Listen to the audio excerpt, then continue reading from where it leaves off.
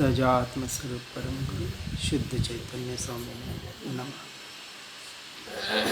सद्वादिन षट द्रव्य गुण पर्याय और प्रमाण का जड़ कर्म चेतन बंध का अरु कर्म के अवसान का कह कर स्वरूप यथार्थ जग का जो किया उपकार है उसके लिए जिन वाणी माँ को वंदना शतवार है, वंदना शतवार।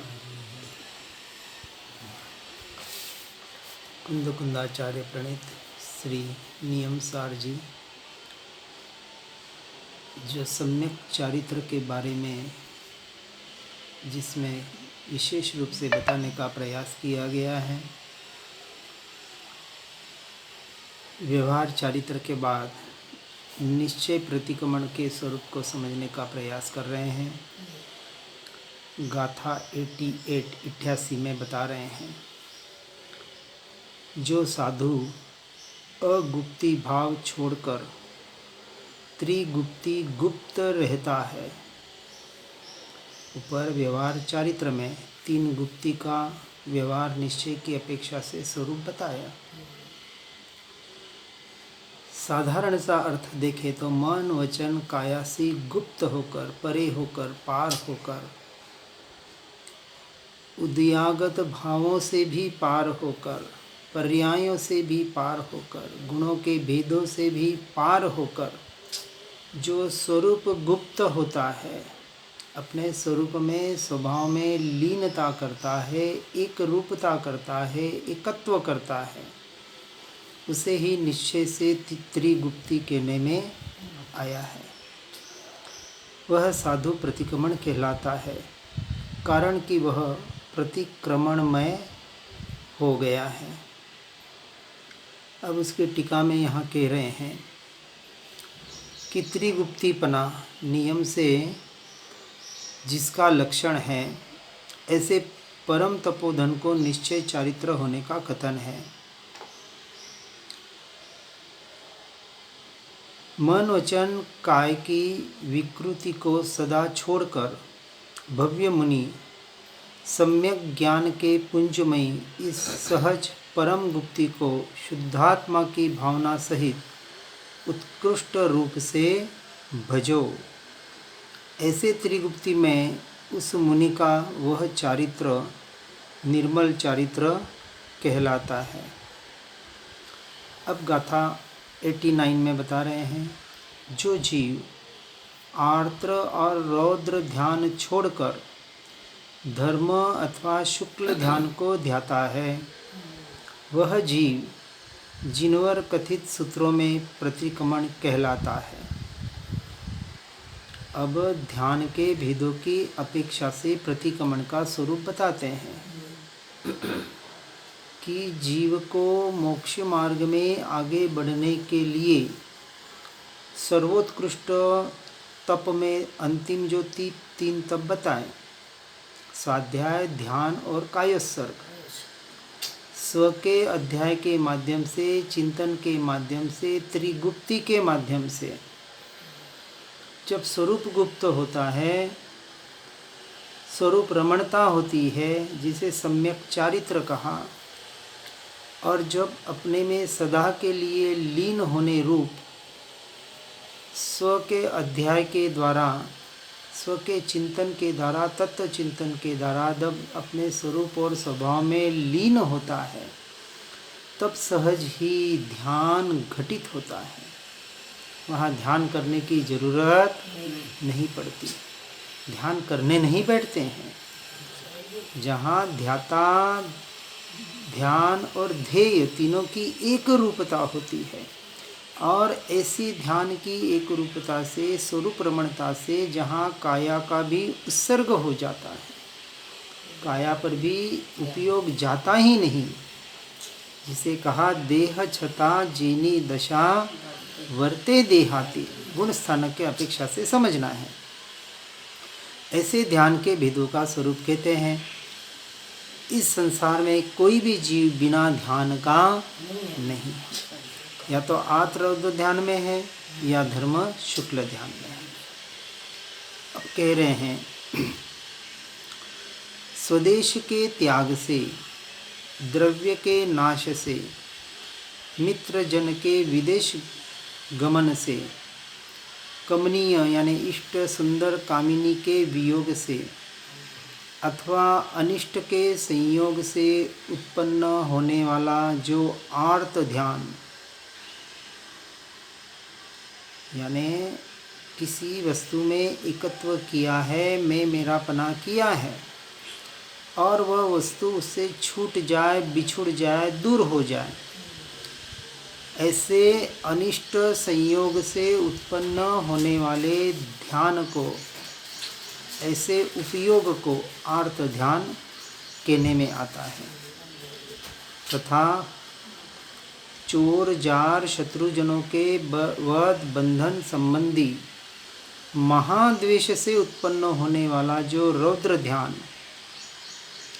ये दोनों ध्यान, ये दोनों का चिंतन, इन दोनों का निरंतर स्मरण स्वर्ग और मोक्ष के अपरिमित सुख से प्रतिपक्ष संसार दुख के मूल होने के कारण उन दोनों को निरवशेष रूप से यानी सर्वथा सर्व प्रकार से छोड़कर पर द्रव्य पर भावों में जो मैं मेरापना हो रहा है और उसके निमित्त से जो राग द्वेष हो रहा है, मैं मेरापना छूटेगा तो राग द्वेष अपने आप छूटने लग जाएगा।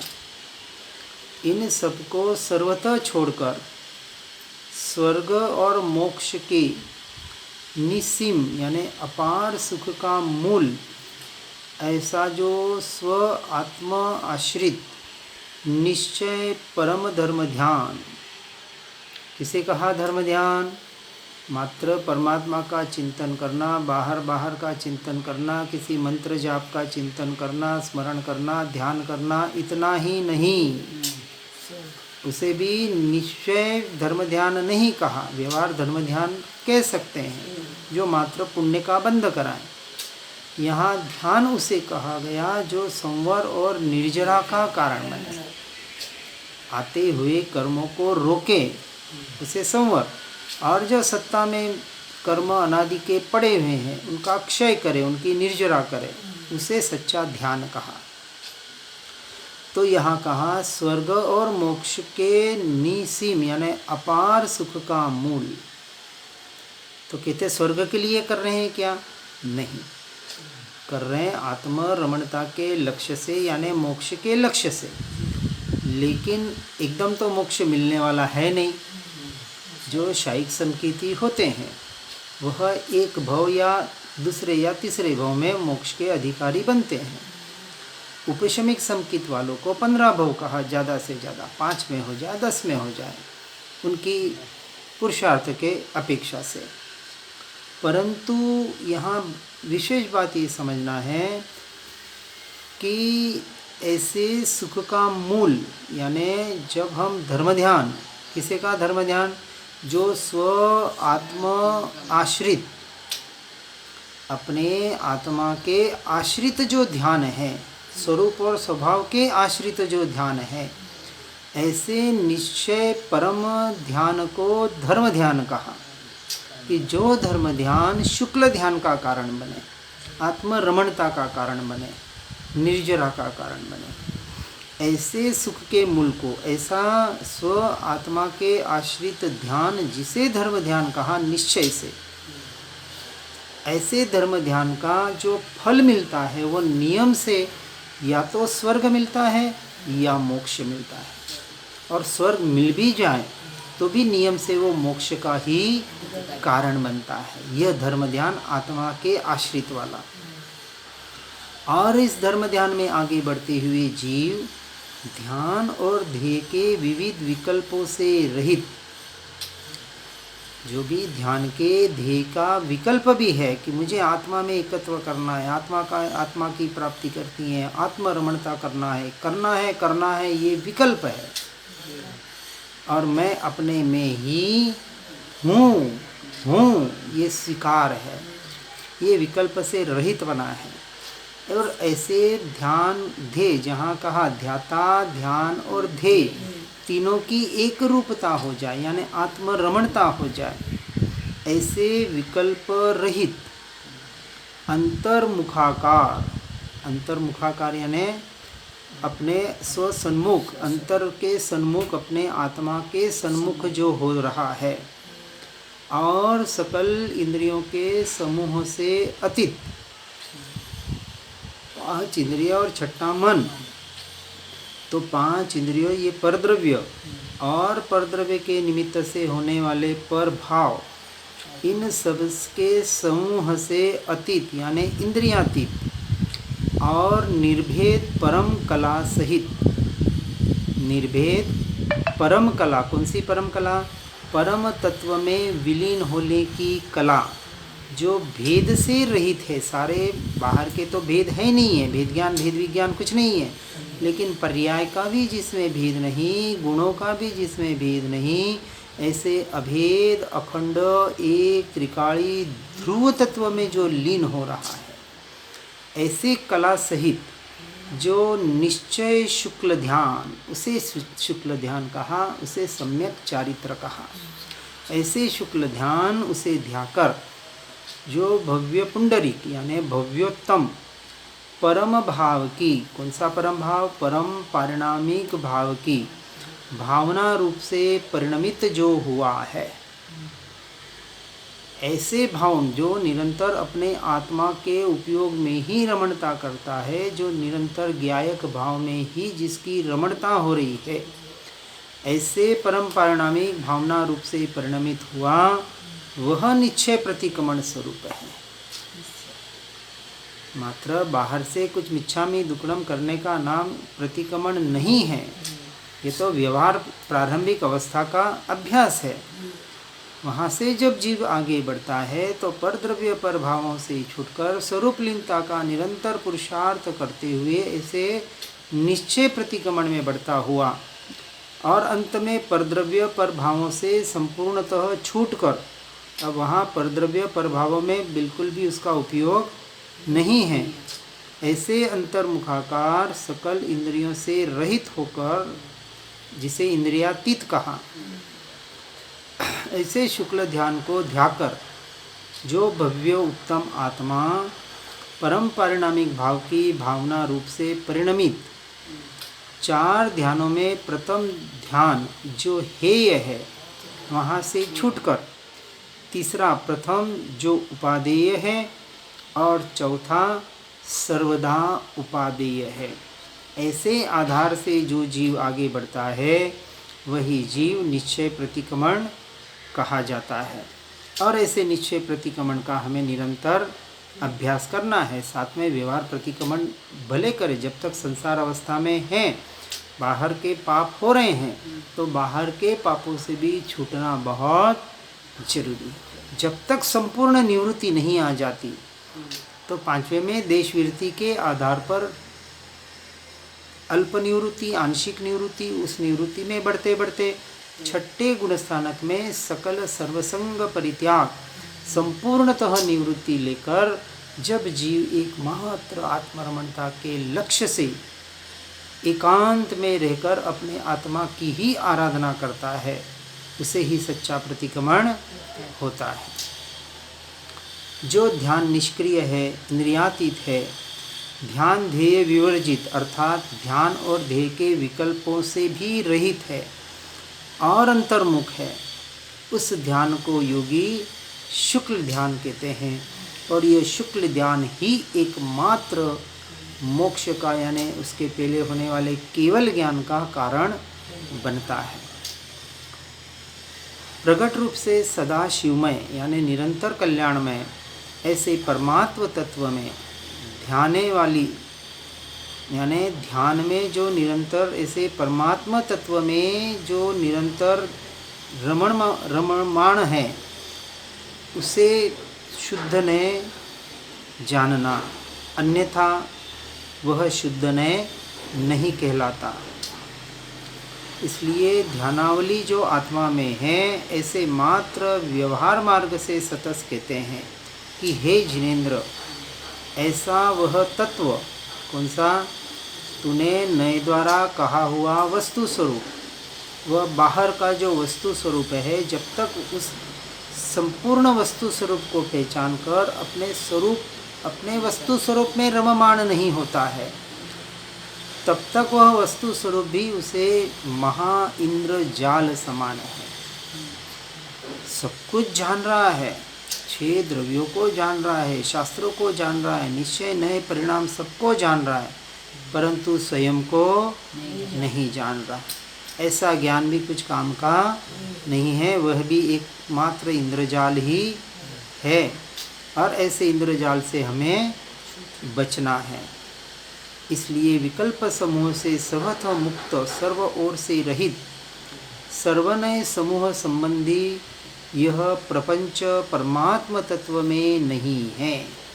प्रपंच यानी प्रकृष्ट 5 इंद्रियों के विषयों के परिणमन, यह जो परमात्म तत्व में नहीं है, तो वह ध्यानावली इसमें किस प्रकार उत्पन्न हुई? अर्थात ध्यानावली, ये जो बाहर, जिसे बाहर का भी ध्यान कहा, यह परमात्मा में तत्व में नहीं हो सकती। ऐसे अब गाथा 90 में कह रहे हैं, मिथ्यात्वादी भाव जीव ने पूर्व में सुचिर काल यानी अति दीर्घ काल भाए हैं, और सम्यक्तवादी भाव ही जीव ने नहीं भाए हैं। जीव क्यों अटक रहा है, कहाँ अटक रहा है? कि यह अब टीका में कहते हैं, यह आसन्न भव्य और अनासन्न भव जीव के पूर्वापर यानी पहले के और बाद में परिणाम के स्वरूप का कथन कहते हैं। आश्रव के जो 5 द्वार बताए, मिथ्यात्व, अवरत, प्रमाद, कषाय और योग, इन रूप परिणाम सामान्य प्रत्यय आश्रव है। उनके 13 भेद है। कारण कि मिच्छा दिट्ठी आदि जाव सजो गिस्स चरमंतम, ऐसा शास्त्र का वचन है कि मिथ्या दृष्टि गुणस्थान से लेकर सयोगी गुणस्थान के अंतिम समय तक प्रत्यय होते हैं, ऐसा उसका अर्थ है। यानी प्रत्ययों के 13 प्रकार के भेद कहे गए हैं। मिथ्यात्व दृष्टि गुणस्थान से लेकर सयोगी केवली के बीच के जो भेद बताए हैं, वो 13 भेद इतर से जान लेना। ऐसे सामान्य प्रत्ययों को पहले सुचिर काल भाया है, अनंत काल से अनादि बार भाया है, जिसने परम निष्कर्म रूप चारित्र प्राप्त नहीं किया। ऐसे उस स्वरूप शून्य बहिरात्म जीव ने सम्यक दर्शन, सम्यक ज्ञान और सम्यक चारित्र को नहीं भाया।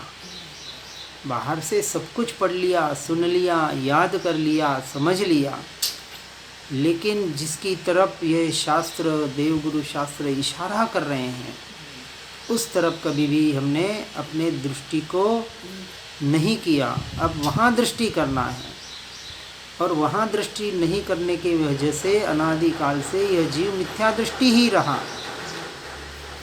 अनंत जप तप यम नियम संयम सब कुछ करने के बाद भी मिथ्या दृष्टि क्यों रहा? ऐसे इस मिथ्या दृष्टि जीव से विपरीत गुण समुदाय वाला अति आसन्न भव्य जीव होता है। जो जीव का स्वरूप है, आत्मा का स्वरूप है, मेरा जो स्वरूप है, उसके यथार्थ स्वरूप को जानकर वहाँ दृष्टि करने का आज दिन तक प्रयास नहीं किया। इस अति निकट भव्य जीव को सम्यक ज्ञान की भावना किस प्रकार से होती है, ऐसा प्रश्न किया जाए तो गुणभद्र स्वामी आत्मानुशासन में कहते हैं कि भवावर्त में पहले न भाई हुई भावनाएं अब मैं भाता हूँ। पहले भवों में जो भावनाएं नहीं भाई थी, उन भावना को अब मैं भाता हूँ। कौन सी भावना है? आत्मा की भावना। 12 भावना के माध्यम से अंत में धर्म भावना बताई। तो बुद्धि के माध्यम से धर्म, जो मेरा स्वरूप है, मेरा स्वभाव है, उसमें एकत्व करने रूप यह भावना अनादिकाल से नहीं भाई, अब मैं उसे भाता हूँ। वे भावनाएं पहले न भाई होने से मैं भव के अभाव के लिए उन्हें भाता हूँ। किसके लिए भाता हूँ? भव भ्रमण का अभाव करने के लिए। कारण कि भव का अभाव तो भव भ्रमण के कारणभूत भावनाओं से विरुद्ध प्रकार की पहले न भाई हुई ऐसी अपूर्व भावना से ही होता है। अपूर्व भावना यानी पूर्व में नहीं भाई ऐसी भावना। तो कौन सी भावना? अपनी आत्मा की भावना, स्वरूप और स्वभाव रमणता की भावना, परम पारिणामिक भाव की भावना, ज्ञायक भाव की भावना। तो जहाँ भी मोक्ष का विषय है, मोक्ष मार्ग का विषय है, वहाँ एकमात्र निश्चय रूप से ही प्ररूपण समझ हमें प्राप्त करनी पड़ेगी, जो निरंतर दृष्टि का विषय है। और इस दृष्टि के विषय के लिए, द्रव्य दृष्टि के लिए जो भी व्यवहार की अपेक्षा से व्यवहार करना पड़ता है, किसके लक्ष्य से? स्वरूप रमणता के लक्ष्य से, उसे सच्चा व्यवहार कहा। अन्यथा का जो व्यवहार है वह भी व्यवहाराभास मात्र है। जो मोक्ष का कुछ कथन मात्र यानी कहने मात्र कारण है, उसे भी अर्थात व्यवहार रत्नत्रय को भी भवसागर में डूबे हुए जीव ने पहले भव में अनेक भवों में सुना है, आचरण में लाया है। किसको? जिसे व्यवहार रत्नत्रय कहा जाता है। जो हमने ऊपर व्यवहार चारित्र देखा था, ऐसा व्यवहार चारित्र दीक्षा तक का ऐसा व्यवहार चारित्र जीव ने अनेक भवों में अनेक बार सुना भी है और आचरण में भी लाया है। परंतु अरे रे, कहते हैं कि खेद है कि जो सर्वदा एक ज्ञान है, अर्थात जो सदा एक ज्ञान स्वरूप ही है, ऐसे परम आत्म तत्व को यानी स्वरूप को, अपने स्वभाव को जीव ने परमार्थ की अपेक्षा से सुना नहीं, सुना तो आदरा नहीं और आदरा तो आचरण में लाया नहीं। यानी कहीं कहीं जीव पहुंचता है उस अपेक्षा से, परंतु जो आचरण में लाना था, यानी जो स्वरूप रमणता का जहाँ निरंतर प्रयास और पुरुषार्थ करना था, वह वास्तविक जीव नहीं कर पाया। और आज भी यदि हम उस भाव से चूक जाएंगे तो फिर पता नहीं कौन से भव में यह मार्ग मिलेगा, और मिलेगा तो कितना पुरुषार्थ कर पाएंगे। इसे देखो, जो सम्यक दृष्टि जीव होता है उसे ये शंकाएं भी निकल जाती है। किसके आधार पर? स्वरूप रमणता के आधार पर। यानी जब तक उसके स्वरूप रमणता है तब तक वह जीव उस तत्व से कभी चूकता नहीं है। एक बार सम्यक दर्शन हो जाए तो भले भव भव में भटकना हो जाए। श्रेणिक महाराजा अभी नारकी में हैं, वहाँ भी शायिक समकिति होने की वजह से कहाँ है वो? निरंतर अपने स्वरूप में है। वहाँ भी बाहर से जो भी परिणाम हो रहे हैं, वहाँ से निरंतर भेद ज्ञान वर्त रहा है। बिना भेद ज्ञान के उनका एक क्षण भी व्यतीत नहीं हो रहा। अब वही हमें निरंतर करने का प्रयास और पुरुषार्थ करना है। सबका सार जितना भी बताया जा रहा है, यही बताया जा रहा है कि हे जीव, अनादिकाल से तूने भव भ्रमण में जो करना था वो नहीं किया। वितराग परमात्मा भी मिले, समोसण में भी जाके आया, परमात्मा की वाणी भी सुनी, लेकिन वहाँ भी क्या किया? वाणी का वखाण किया, परमात्मा का वखाण किया, समोसण का वखाण किया, बाहर से सब कुछ वखाण किया। लेकिन परमात्मा जिसका वखाण कर रहे हैं और परमात्मा जिस तरफ इशारा कर रहे हैं, सद्गुरु, किसे कहा सद्गुरु? जो एकमात्र स्वरूप का ही लक्ष्य कराए, उसे सद्गुरु कहा। इसके अलावा सभी सद्गुरु अपने आप को भले कहलाते हैं, परंतु सत्य का स्वरूप समझा है वही वास्तविक सद्गुरु जानना और मानना। अन्यथा ये जो बात बताई जा रही व्यवहार और निश्चय की अपेक्षा से, उसे यथार्थ रूप से समझने की हमें ज़रूरत है। आज दिन तक वही नहीं समझ। आगे गाथा 91 में बता रहे हैं, मिथ्या दर्शन, मिथ्या ज्ञान और मिथ्या चारित्र को निरवशेष रूप से छोड़कर सम्यक दर्शन ज्ञान चारित्र को जो जीव भाता है वह जीव प्रतिक्रमण है। इसकी टीका में कहते हैं, सम्यक दर्शन ज्ञान चारित्र का निरवशेष यानी संपूर्ण स्वीकार करने से और मिथ्या दर्शन ज्ञान चारित्र का निरवशेष यानी त्याग करने से परम मुमुक्षु को निश्चय प्रतिक्रमण होता है, ऐसा कह रहे हैं। भगवान अरहत परमेश्वर के मार्ग से प्रतिकूल मार्गाभास में मार्ग का श्रद्धान वह मिथ्या दर्शन है, उसी में कही हुई अवस्तु में वस्तु बुद्धि वह मिथ्या ज्ञान है, और उस मार्ग का आचरण यानी मिथ्या दर्शन मिथ्या ज्ञान से जो आचरण वह मिथ्या आचरण है, मिथ्या चारित्र है। इन तीनों को निरवशेष रूप से छोड़कर अथवा निज आत्मा के श्रद्धान ज्ञान और अनुष्ठान के रूप से विमुखता वही मिथ्या दर्शन ज्ञान चारित्रात्मक मिथ्या रत्नत्रय है। यह जो विपरीत परिणमन हो रहा है यह भी हो तो आत्मा से ही हो रहा है, वैभाविक भाव के कारण, अज्ञान दशा के कारण, इसलिए उसे भी मिथ्या रत्नत्रय कहा। मिथ्या दर्शन मिथ्या ज्ञान और मिथ्या चारित्र किसकी वजह से? निज आत्मा के रूप से विमुखता होने की वजह से, और ऐसी विमुखता की वजह से वह मिथ्यात्व में अनादिकाल से भटक रहा है। तो अब क्या करना है कि ऐसी विमुखता को छोड़कर अपने स्वसन्मुख बनने का निरंतर हमें प्रयास करना है। ऐसा त्रिकाल निरावरण नित्य आनंद जिसका एक लक्षण है, ऐसा क्या कह रहे हैं कि तीनों काल में एक जैसा रहने वाला त्रिकाल आवरण होते हुए भी जो निरावरण है, जो नित्य आनंद जिसका एकमात्र लक्षण है, ऐसा स्वरूप, ऐसा वह निरंजन निज परम पारिणामिक भाव स्वरूप कारण परमात्मा वह आत्मा है, और वही आत्मा मैं हूँ।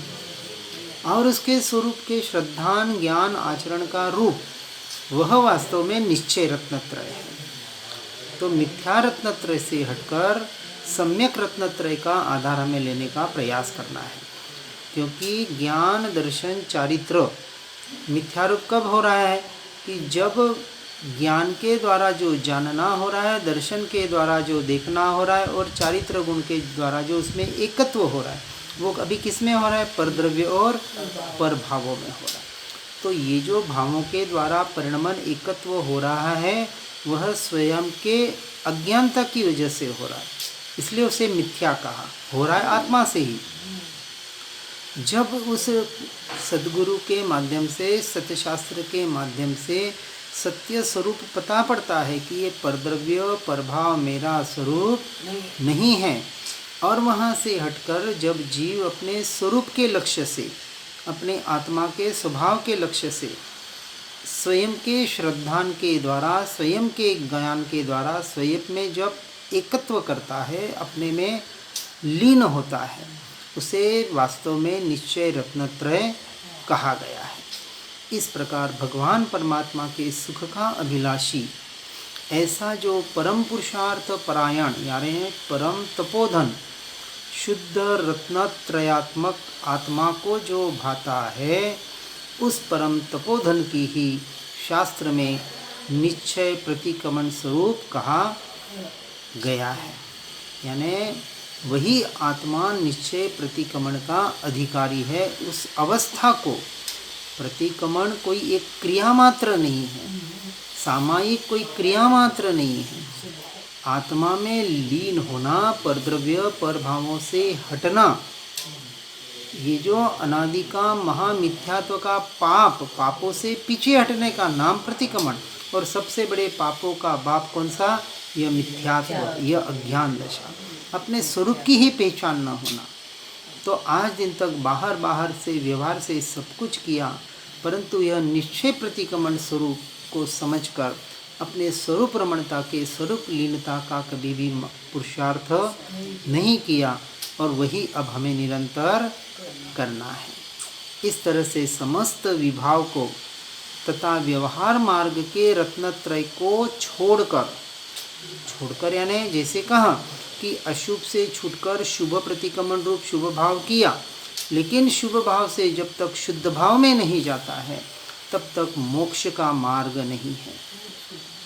तो वहाँ छोड़ने का मतलब पर का तो छूट ही जाता है, लेकिन ये शुभ भाव रूप प्रतिक्रमण, शुभ भाव रूप क्रियाएं, भाव जो कुछ भी है वह भी सहज ही छूट जाती है। किसके लक्ष्य से? आत्मरमणता के लक्ष्य से। ऐसे निज तत्ववेदी यानी निज आत्म तत्व को जानने वाला, अनुभवन करने वाला मतिमान पुरुष यानी आत्मा, शुद्ध आत्म तत्व में नियत यानी शुद्धात्म तत्व परायण, ऐसा जो एक निज ज्ञान सिर्फ स्वयं का ही ज्ञान कर रहा है।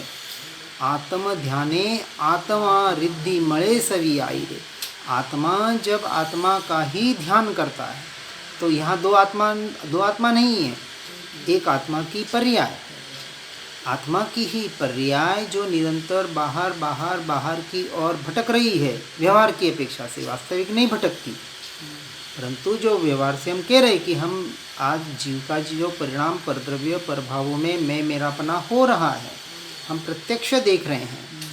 उस मैं मेरापना को हटाकर जब तक निरंतर रटन के द्वारा, अभ्यास के द्वारा, पुरुषार्थ के द्वारा स्वरूप रमणता जीव नहीं करेगा, तब तक वह शुद्ध आत्म तत्व परायण ऐसा जो एक निज ज्ञान, दूसरा श्रद्धान और फिर उसका दूसरा चारित्र, उसका जो आश्रय करता है, सम्यक दर्शन यानी आत्मा का ही निर्णय होना, श्रद्धान होना कि मैं आत्मा ही हूँ, मैं निरंतर स्वयं से स्वयं को ही जान रहा हूँ, मैं अपने में ही हूँ, अभी भी हूँ। अपने में आना है ये तो व्यवहार का कथन। निश्चय क्या कह रहा है? आज दिन तक कोई भी द्रव्य तो मैं भी एक द्रव्य हूँ, कोई भी द्रव्य अपने स्वरूप को, स्वभाव को एक क्षण के लिए, एक समय के लिए भी छोड़ता नहीं है। यदि छूट जाए अपने स्वभाव से तो द्रव्य का ही लोप हो जाए, तो एक द्रव्य दूसरे द्रव्य रूप परिणमित हो जाए। और ऐसा तीनों लोग तीनों काल में कभी हुआ नहीं और होगा नहीं। हर जीव, हर द्रव्य अपने में ही परिणमन कर रहा है। किसमें कर रहा है? अपने स्वयं में ही परिणमन कर रहा है। इसी का नाम सम्यक दर्शन ज्ञान चारित्राणी मोक्ष मार्ग है। अब गाथा 92 में कहते हैं कि उत्तमार्थ यानी उत्तम पदार्थ, सर्वोत्कृष्ट पदार्थ कौन है? अपना आत्मा ही है। उसमें स्थित मुनिवर कर्म का घात करते हैं यानी क्षय करते हैं, निर्जरा करते हैं। इसलिए ध्यान ही वास्तव में उत्तमार्थ का प्रतिक्रमण है।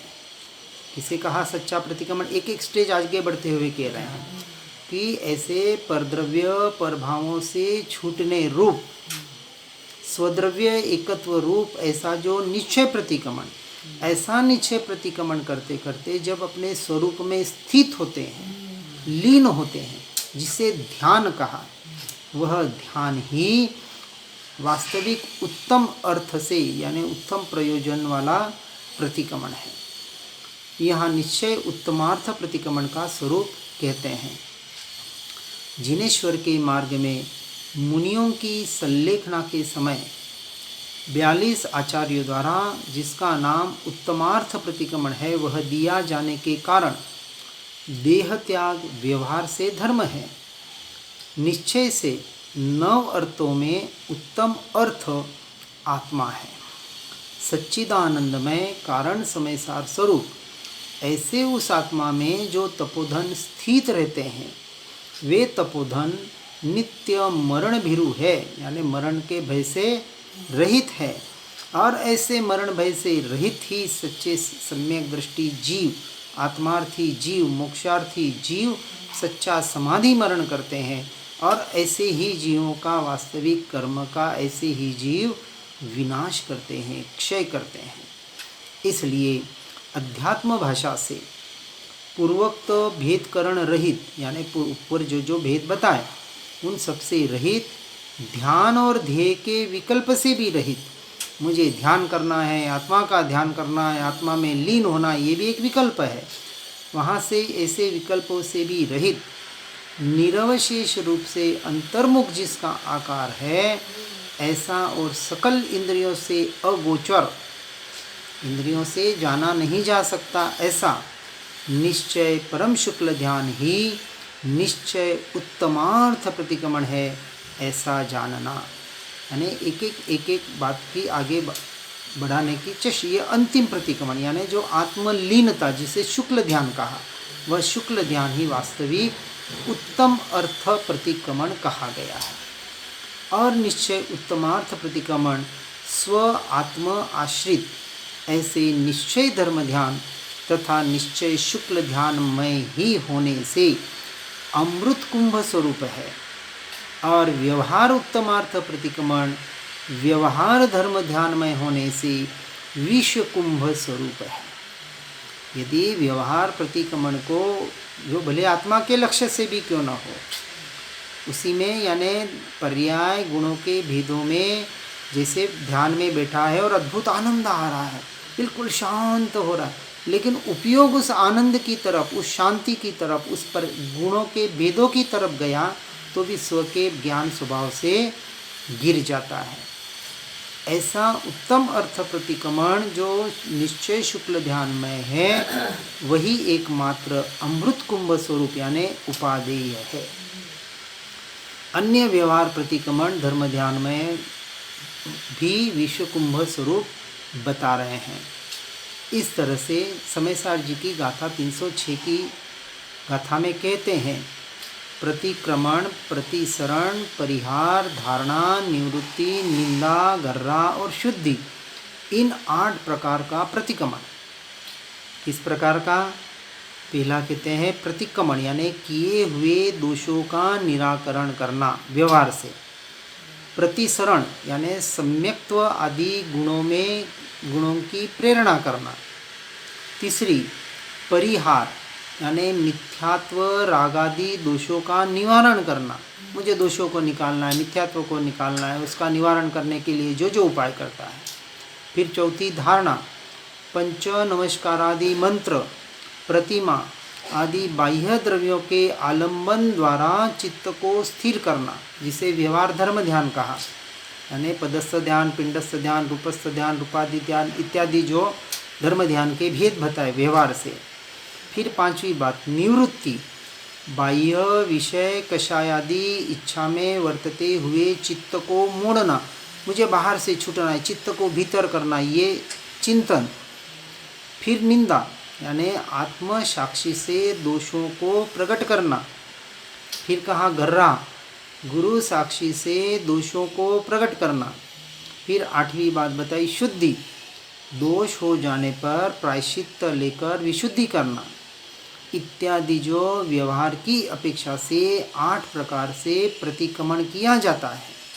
यह प्रतिक्रमण भी मोक्ष की अपेक्षा से, शुद्ध निश्चय नय की अपेक्षा से विष कुंभ कहा गया है, क्योंकि शुभ परिणाम होने की वजह से, शुभ भाव होने की वजह से, शुभ क्रिया होने की वजह से महापुण्य का तो कारण बनेगा, परंतु संवर और निर्जरा का कारण नहीं बनेगा। बहुत गहरी बात बताने का प्रयास किया गया है, बहुत इजीली स्वीकार नहीं हो सकता है, परंतु भावलिंगी मुनियों का कथन है।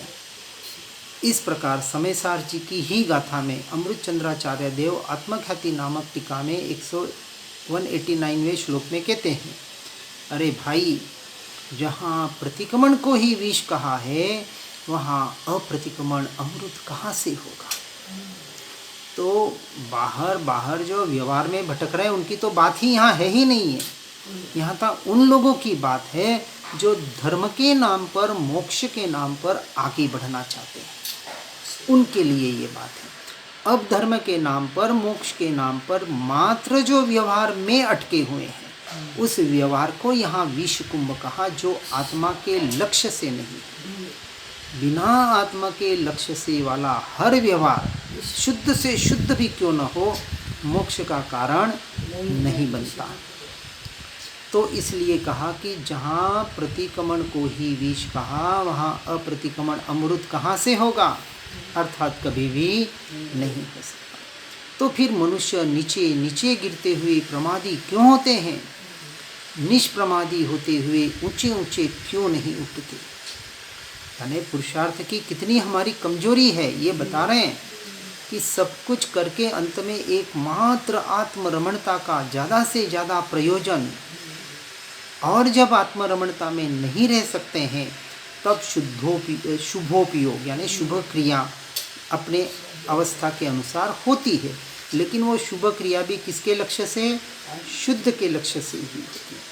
अब वो स्तवन करेगा, दर्शन करेगा, कुछ गाथा करेगा, जो कुछ भी क्रिया करेगा, जो कुछ भी चिंतन करेगा, वो शब्द कैसे होंगे, वो धाराएं कैसी होगी, वो ज्ञान धारा की ओर ले जाने वाली होगी, बाहर और बाहर ले जाने वाली नहीं होगी। इस तरह से आत्म ध्यान के अतिरिक्त अन्य सब घोर संसार का मूल है। क्या कह रहे हैं? आत्म ध्यान के अलावा जो कुछ भी है वो सारा संसार का ही कारण है, मोक्ष का कारण कभी बन नहीं सकता।